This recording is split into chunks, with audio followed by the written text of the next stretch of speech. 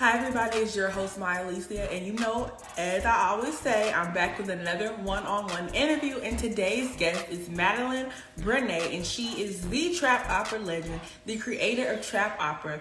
You heard of opera, but you never heard of trap, so this is the interview you want to listen to, okay? So let's go.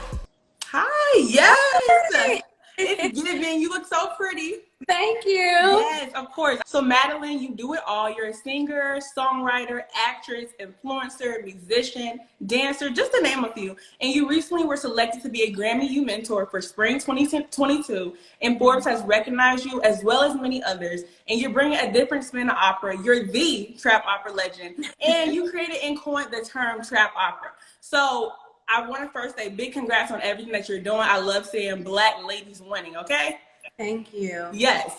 So you started singing at 3 and winning oratorical contests. Then from there, you went to age 9 and started to get into classical music. So for those who are just now being introduced to trap opera that you're doing today, what is it, and define that for me? Trap opera is basically like a gumbo of music, of some of my favorite music. When we think about trap, we think about things that are created in the hood and, they come out and they're being sourced out. And then opera, of course, is a very conservative genre. And I studied opera, but I just wanted to do something different because I felt that it was not reaching enough people. And so I really just wanted to kind of make, something happen so that people could really be introduced in a different way that they never had before. So it's basically a blend of jazz, hip hop, there's a little bit of blues in there sometimes. So it's just a trap. It's just a collection of like all of these things. And it's great. I love it. Yes. Okay. So walk me through that process of when, where, how, like the whole blueprint of when you said, okay, I'm about to do this. I had always, been a classical singer, and sometimes on my sets I would do classical music and then I would maybe turn into like a jazz set. And then one day when I was in New York, a drummer of mine, we were in rehearsal before, and he said, you should really add this beat to like this habanera, this famous aria, French aria. And so I did, and we did it in rehearsal just for fun.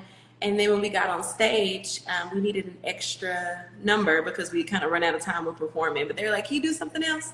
We were like, okay. He's like, do that thing we did in rehearsal. And so we did, and we ended up getting a standing ovation. And that's kind of how everything started. And I was like, maybe this could really be a thing. I feel most comfortable here because I feel like I'm able to exemplify my voice. And that's kind of how we got started. And that was it. So it was really cool.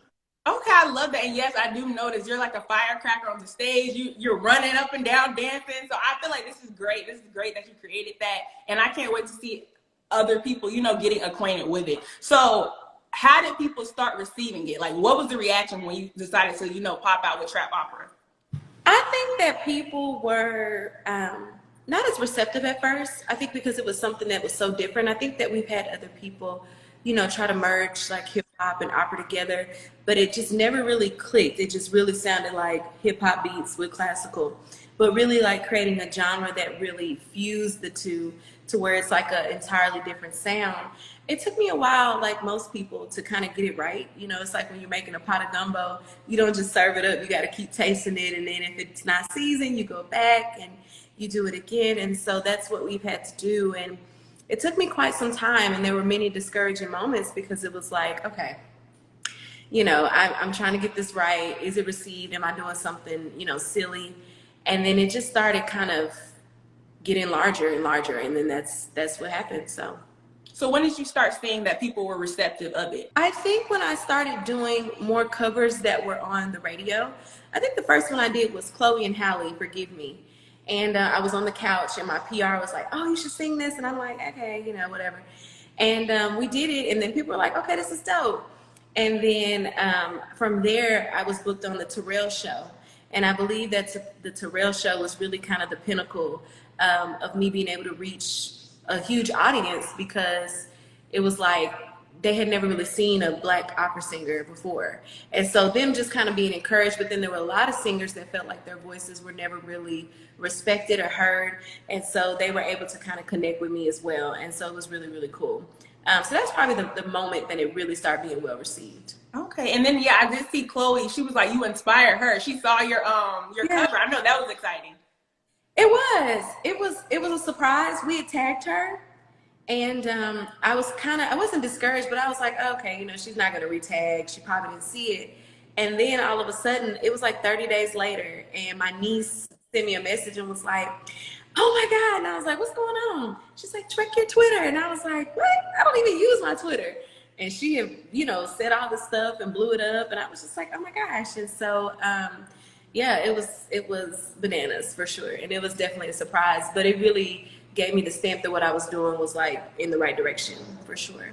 Exactly. I love that for you because I know, you know, when you get that recognition from somebody else, it makes you like, okay, I'm doing the right thing, and especially Chloe and stuff. And then like, wow, I feel like that cover you did, it gave me chills. Like, I don't know, it's just opera is different. Opera is different than any other type of music. It's like you can almost feel you like in our body. If that makes sense. They definitely have something called the opera tier.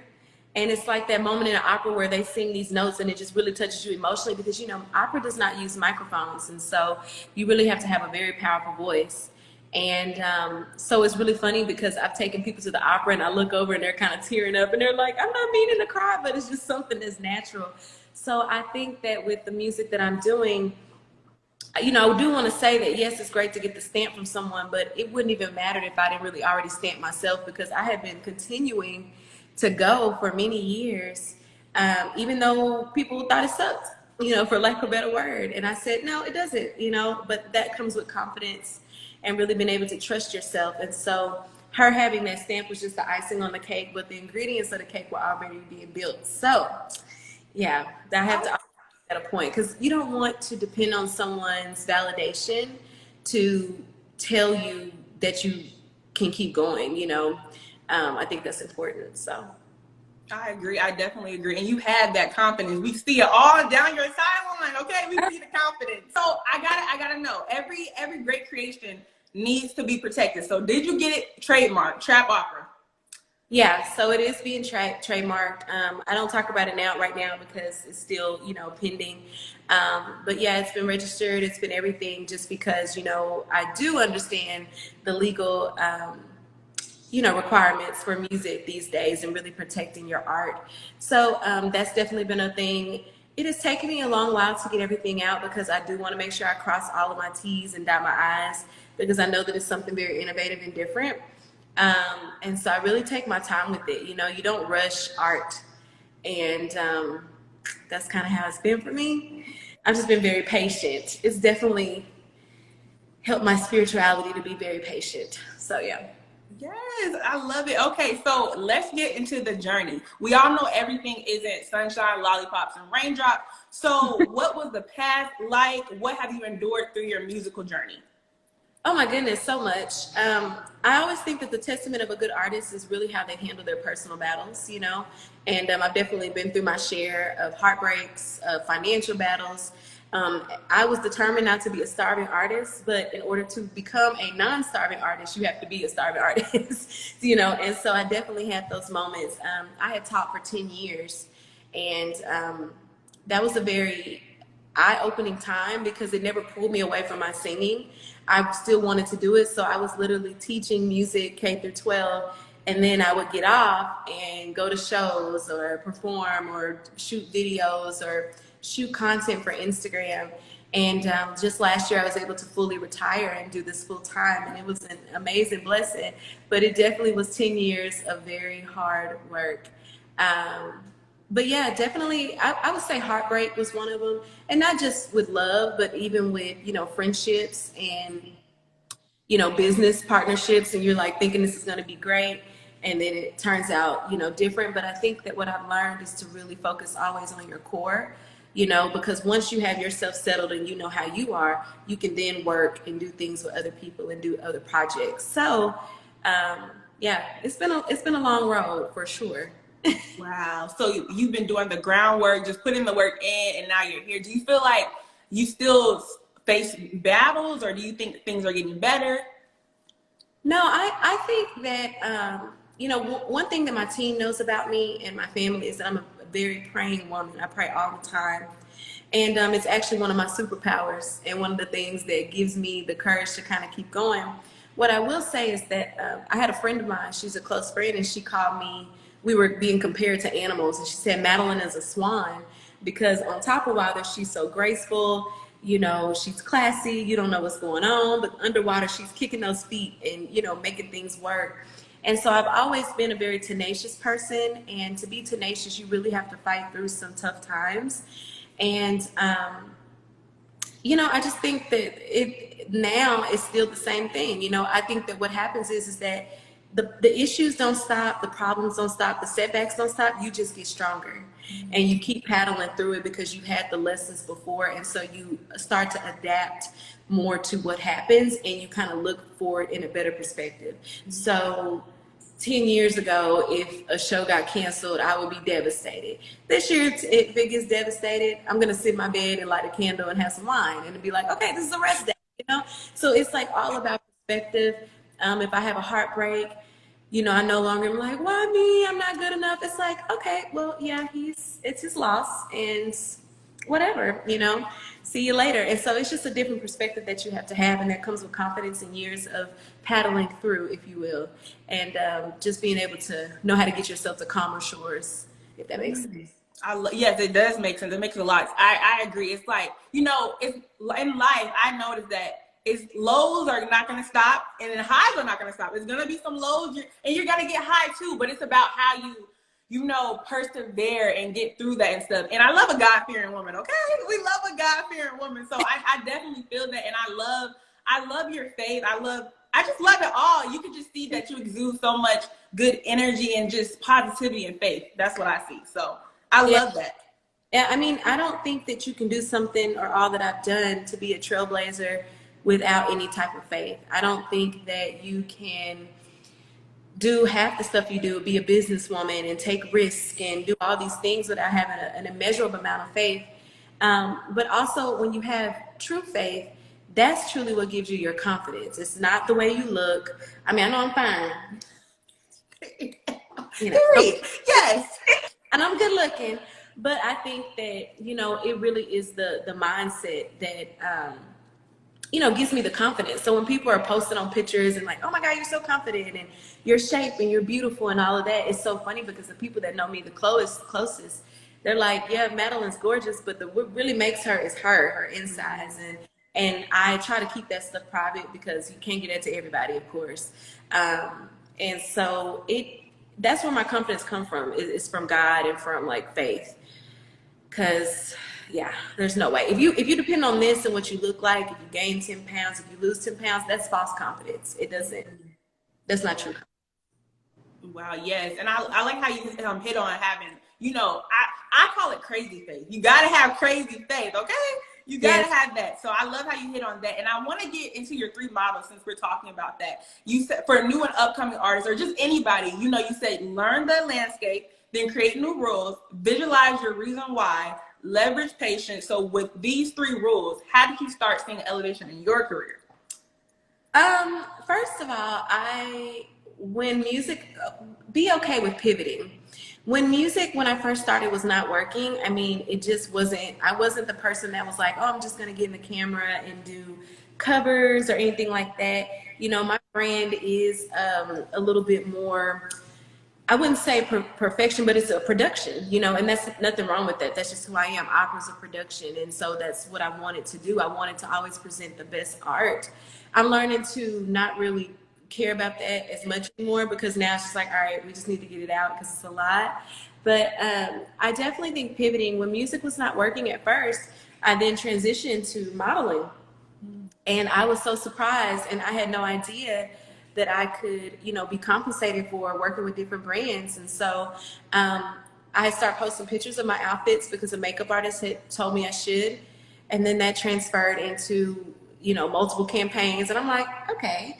And then more campaigns. And I'm like, okay. And then more to where I was getting paid more through Instagram than my teaching job. And then with all of the followers I was gaining from that, there was one day I was like, all right, it's time to pivot back to music. We're going to turn these followers into fans. Mm-hmm. And so that's exactly what we did. So my first advice, and really what I did is to be okay with pivoting.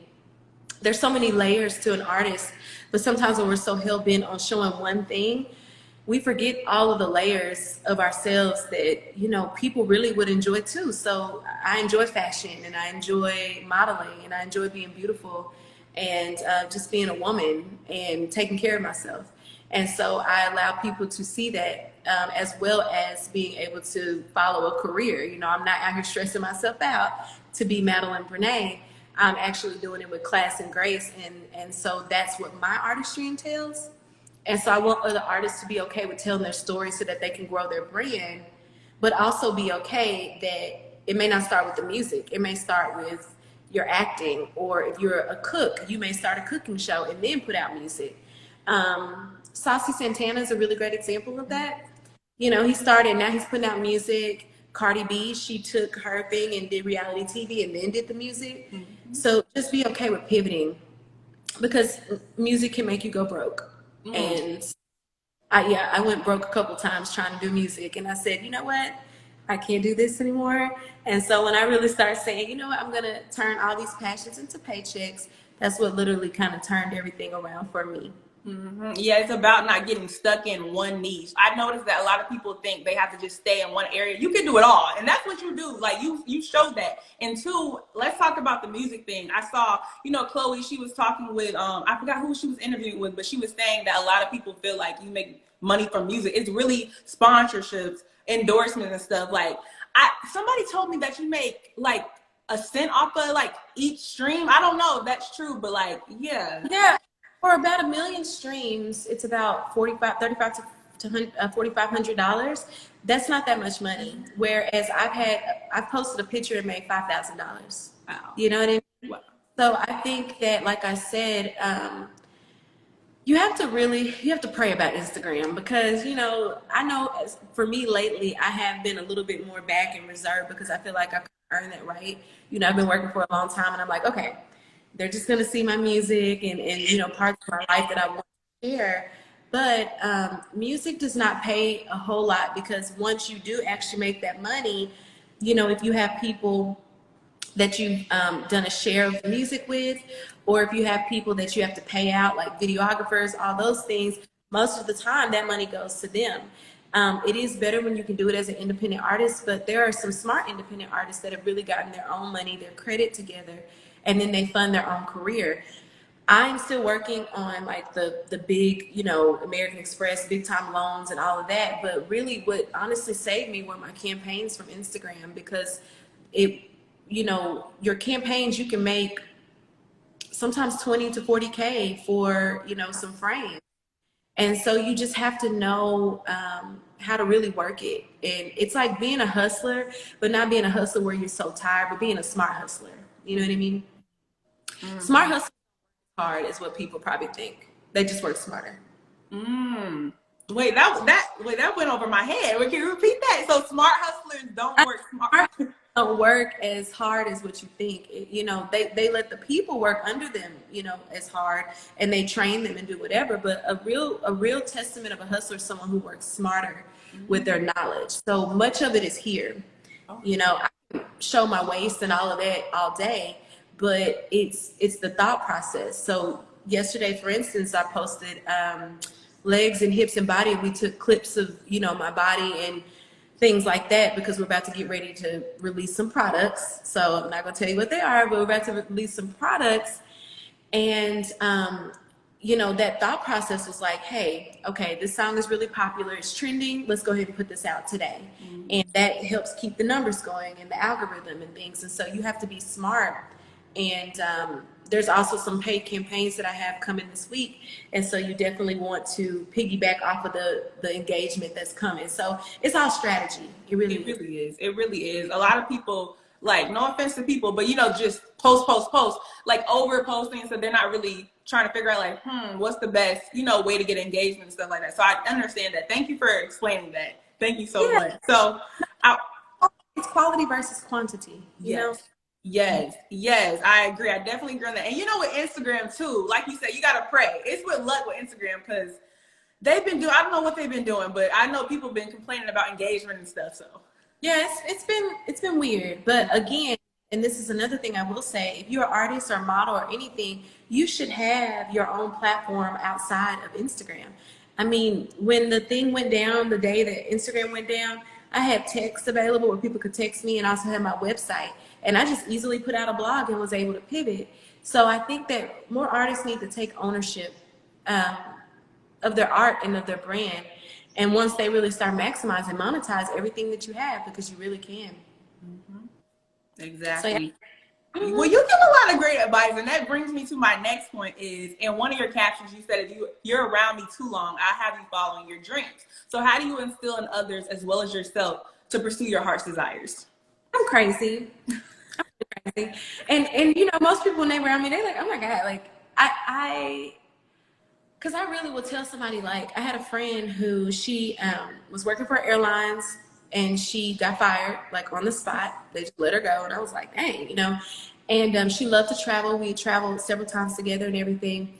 And she was crying and all this stuff. I said, girl, I said, you know how to travel. I've talked to you about traveling. Start your own travel company. And then release your own travel bags, you know, your own luggage. And she was like, that's a really good idea. I said, I know. You know, when I've dated guys, if I'm like, hey, you know, you're working a little bit too hard, you could probably just do this. You know, I just believe in, I'm such a visionary, and I'm always creative. And so sometimes I have ideas, and if someone is around me, I'm like, hey, I want everyone around me not to just be under me, but they need to be growing at the pace that I am or above me, because I never want to be the biggest person in the room. Exactly. And whenever I start being the biggest person in the room, I usually move around, and it's no personal thing to other people. It's just like, hey, I've got to get into a room where I'm always learning. I tell people all the time, my favorite hobby is to learn. I was a teacher for 10 years, so I love learning, and because I always want to know what I'm doing and how I can get better. So I want the people around me to do the same. And so I'm always, but I'm kind of crazy. I know, I definitely feel that. It might sound crazy, but I want you to be, if you're not on my level or extra, I want you to be extra. I like you said, surrounding with like minds, or just people that are doing even better, because it inspires you. It makes you be like, okay, I need to boss up. I need to get myself together, you know?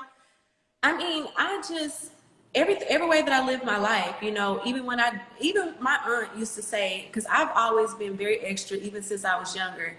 And my aunt used to say, boy, Madelyn, this is like when I was in college and a starving artist in broke. She was like, Madelyn may not have $1 in her pocket, but she's gonna walk with class. She's gonna still do whatever. I was telling people on my birthday last week, I didn't get to because I didn't have enough time, but I was gonna wear a gown. I didn't have nowhere to go. I was just gonna wear a gown to the grocery store. I didn't care. I was just like, whatever. You know, I'm a very grand person, and grand in the respect of, I don't need to wait till I'm rich to live a luxe life. I don't need to wait until I have a man to be happy. I don't need to wait until I have this large house to decorate it. I'm going to enjoy the now and the present, because you won't even get those moments back. You know, many people get married and they're like, I wish I had my own house to kind of decorate. Do that now. You know what I mean? So I love it. Mm-hmm. Yeah, I believe in being grand. That's just me. It's always good.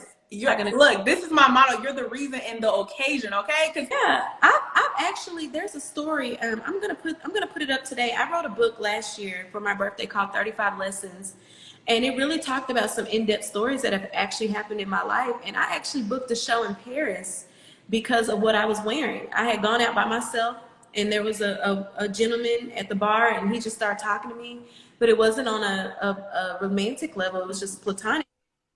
And he ended up loving my shoes, so he started talking to me. And then when we left, he, you know, called and booked me for a show in Paris. I had no idea that he worked for like a huge hotel there, and they booked me for a New Year's Eve concert. So, wow. Yeah. So it's like you said, like, show up and show out. You never know what's out there for you. Because imagine if you were in there just, you know, looking bummish or something, that opportunity wouldn't have presented itself. So that's amazing. That's amazing. Okay. Y'all heard it from Madelyn. Y'all better show up and show out. So let's get into your covers and your new music. So first I want to hit on the covers. So recently you covered Biggie Smalls' Big Papa, Muni Long's Hours and Hours, and Chloe Bailey's, as we know, Lord Have Mercy. So what goes all into doing covers? My team be irritated with me. I mean, honestly, I mean, they're always like, girl, what? No, usually it comes with, I always spend about 30 minutes a day just quiet, no noise, no nothing. And during that time, you know, that's really when my creative thoughts come. And I kind of have this hierarchy. So God first, then me. So before I start giving myself to Instagram, to my musicians, to my assistants, to my manager, when they start asking me stuff, because I'm running a company, so I have to be accessible to them. I start with myself and I get myself to where I need to be. And much of the time, by the time they call me, I'm like, okay, yeah, this is what we need to do today, because what's happened is the wheels are turning in my head and I'm giving myself time to think about it. So, excuse me. So most of the time they just come with like thoughts. And I was looking at an old video of New York when I rapped Biggie. And I told my musician, I said, we should change this to an opera. He was like, what? You know, I was like, yeah, we should do it. And he was like, all right, whatever. And so we literally spent 3 hours at my house. I gave him lots of drinks and stuff to make him, because I know I'm gonna work you. That's why I feed you and work you real hard when you come over here. But I literally told him, when we sat here, and I was like, no, that's not right. That's not what I'm hearing. I said, I'm hearing Baroque. I'm hearing Bach. I'm hearing harpsichord. And he was like, okay, you really want to take it there. So I took some YouTube, like different composers, and then we came up with what we came up with. So it's usually a thought process for sure. And I want to touch on how you said, he was like, what? I like how you believe in yourself. Like, you don't let anybody stop what you're doing. You're like, nope, we're about to do this and we're about to get it done. And you did just that. So with that, is it ever like frustrating? Because I know you have to go with the beats, the flow of the rappers or whoever you're, covering. How is that process? It can be hard. Because, Biggie's a rapper, so I had to add a melody to it. So it was just me kind of sitting on the couch and just vibing. And I'll probably post some behind the scenes or whatever, but it is difficult. You have to find the right melody. Much of the time, my largest bill is probably my studio bill, because something about when I get in there, I actually like cook. A lot of people do stuff beforehand. I really get in there and I really kind of work while I'm in the mic. And I kind of say, okay, guys, no, run that bug, hurry up. But they're talking, I'm like, do it now. And so I really build while I'm in there. And so I get to hear it back. If it sucks, then I'm like, okay, let me do it again. Or that was flat, let me do it again, So it really, honestly, a lot of the stuff is just spare the moment. I'm not a great rehearser. I love rehearsal, but I always change it on stage. So I have to have people around me that can pivot. I really am. I feel, I'm very feminine, so I feel everything. And I'm like, okay, this feels right, or we're not gonna do that, or let's change the song and do this instead, so.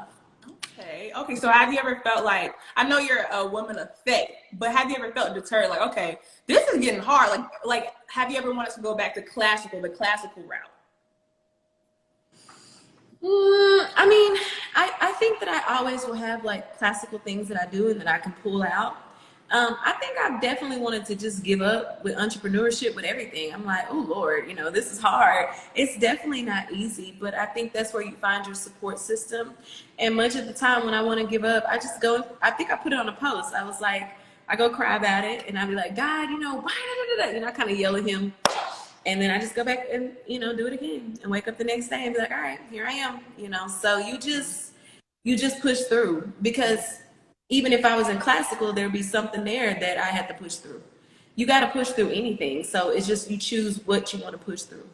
Exactly. And I always say, this too shall pass. That's my favorite thing to say, because it will pass. It's just one little bad hiccup and then you'll be good the next day. So exactly. Well, I think you always want to ask this. The thing I ask myself every day when I journal at night, I journal before I go to bed, and I ask myself, what is the lesson? What was the lesson in today? Like, what do I need to be doing to better myself? What was the lesson in me, getting into it with this person? Or what was the lesson in this flopping and us not having it? Or what was the lesson in us going over budget? Did I spend too much here? Or what is the lesson of this contract flopping and we lost all this money? Did I do something right in the contract? I mean, these are honest moments, because it does happen. I don't mind being transparent. We had a contract like $2,000-$3,000 just poof, and I'm like, okay, and you just have to kind of ask yourself, but it was our fault because the stipulation we didn't put in there. So then we go back to the drawing board and we redo it again. So you're always gonna fall, but it's not how you fall, it's how you get back up with grace. You're dropping gems. It allows you to be honest with yourself. Like, I'm not perfect, you know. So if something flops, it's like, okay, could we have done this better? Or I'll give you an example. I did a show recently and it wasn't bad, but you know, it wasn't my best performance. And I was like, well, why wasn't my best? You know, it was a different sound guy. Maybe I didn't give him the things that he really needed. So now every show that I have, I'm making sure that I'm hands-on and like, no, it has to be this, because I never want to go through that again. So the lesson always is supposed to make you better so that the next time you don't repeat it. Because if you keep repeating, it's going to keep happening until you learn it and do something different, you know? Yes. So I try to tell people, go do it, for God has to keep. Okay, I attest to that. It's gonna keep on happening. So I'm gonna make sure I learn my lessons. Okay. I tell them all the time, not want God to have to spank you, you know, because if He's spanking you, it's not good. Because that means He's giving you opportunities to change it, and you have it. He got to spank you, and that's not good. Exactly. So going on to the next thing, I know you have a single titled "Slay in My Lane," which I like. It gives, you know, it's clearly like stay in my lane, but slay in my lane. You know, look cute in your own lane, do your own thing. So I know you wanted to release that this spring. So let's get into the new music. When can we expect it? The music videos, all of it. You know, so the song is done. It was actually mixed and mastered by Grammy winner Randy Merrill. I mean, it's ready to go, radio ready. We really went big on this single. Like I said, because it's like the first baby out of me, I guess, if you will. I was like, it's got to be right. So we're actually, you know, getting ready to shoot the video, and that was the reason why the covers have been coming out. But the song is absolutely ready to go. Grammy Award winner has been on it. We have a remix already that's going to be in place. I'm not going to tell you who's on it, but some legends on there. Okay. Excited about that. But yeah, I listen to the song every day and I'm like, this song really does jam, you know? So I'm really excited about the video. I'm excited about releasing it. It's taken so much time, but I'm so glad that I did take my time, because now when I release it, it's everything that I wanted. It's the certain clothes, and I had this vision. And so to see it come into life is just a testament of how when you really put your mind to something and you keep getting knocked down, you can just continue to strive and make it happen. And so if nothing else, it's a celebration of just me being able to overcome and say, you know what, I took a risk, I did it, and it jams. You know what I'm saying? So it's really good. So how did you come up with the name? I love the twist of stay in my lane, but slay in my lane. I don't know how I came up with the thing. It's co-written by my A&R, Alan, Mr. Piano Man, and he and I actually went to school together, and he's a classical musician. And so you should have seen us in the studio, because we have a different type of ear than most artists. We're like, no, it needs to be E flat major and they're like, what? We're like, just do it. And we co-wrote it, and I think the first time we were sitting on the couch and I was doing this thing and I kind of doing this rap opera singing, and I kind of cursed, and he was like, whoa. And I said, and I said, we're putting it in there. And he was like, what? I said, it's trap opera. We're gonna get dirty with him. So I don't know how we came up with the title. That's a good question. I think it just fit. And when you hear it, it's an empowering song. It's a song that makes you be like, you know what? I'm gonna do what I do. I don't care what you're doing in your lane. I'm gonna do what I do, and I'm gonna rock it out, and I'm gonna make it work. You know? Okay. So what has it been like? I know you're a very, it needs to be clear, cut, and concise. So what has making your own music entailed? Lots of tears. Lots of mess ups. Like I said, my largest bill right now is studio time, because it's not cheap, but I wanted I wanted everything to be very organic. I didn't want it to be quick. So there were many times that we would record something and I would scratch the whole thing and go back and build it up. It sounded great. And so there's been a lot of like setbacks and me wanting to stop, but then saying, okay, Madelyn, keep going. But once you hear it and you're like so proud of it, it really does make it all worth it. But personal life, I think December we hit as a team like a really tough time because people had COVID. You know, it was that whole huge COVID thing, and there was so much going on. We've definitely hit a lot of roadblocks, but it's just you just kind of keep moving and you go around it and say, okay, well, we can't do this. The Biggie video was actually supposed to be released with choreography and everything, and then we couldn't do it. The place wasn't available, but we wanted to release it on Biggie's birthday. I said, you know what? I'm going to put on a gown and I'm going to do it in the studio, and we'll release the choreography later, no problem. So it's making it happen no matter what. I love that. And yes, this is your baby. You can't stop. And I love, like you said, you really get up and just do it anyways. Because yeah, the Biggie video, you was in there singing. Yeah, I love it. You didn't let anything stop you. And I gotta know, well, everything will be uploaded to your YouTube channel, right? So we can see the video and stuff. Yeah, of course. It's gonna be my largest platform is Instagram, but we're about to transition into YouTube. We're doing more TikToks, and I have someone he works for Culture Bug, and he's really been kind of behind the scenes doing a lot of stuff with the digital marketing, and so it's been really great working with him. And so yeah, Spotify was the first thing, getting those covers on there so people can download. So they're all available. Big Mama, which is the Biggie cover, will be available June 3rd. Okay, and I'm excited because you really left us on YouTube. You just had an intro last year and then you left. You just disappeared. I did because I thought I was ready. And then I was still navigating, like leaving my job and, you know, trying to get everything together with being a CEO, hiring a team, you know, figuring out the right pieces with that. And so it wasn't that I wasn't wanting to shoot. It was just like, I don't have time. But now the story is kind of unfolding more. I have more time to kind of, you know, talk about the things that I need to talk about and the journey that I've been on to kind of get to this point, because it's been crazy for sure. But it's been entertaining and good. So yeah. And I'm excited for you. I can't wait till you launch. And I know everything's gonna be bomb because you took your time. You're a very, you know, calculated person, as I see. So I'm excited. So last thing, because I know we're gonna manifest this right now on record that you're going to the Met Gala next year. So I gotta know, what look are you planning? I don't know. I think people think that we have all these looks like planned out.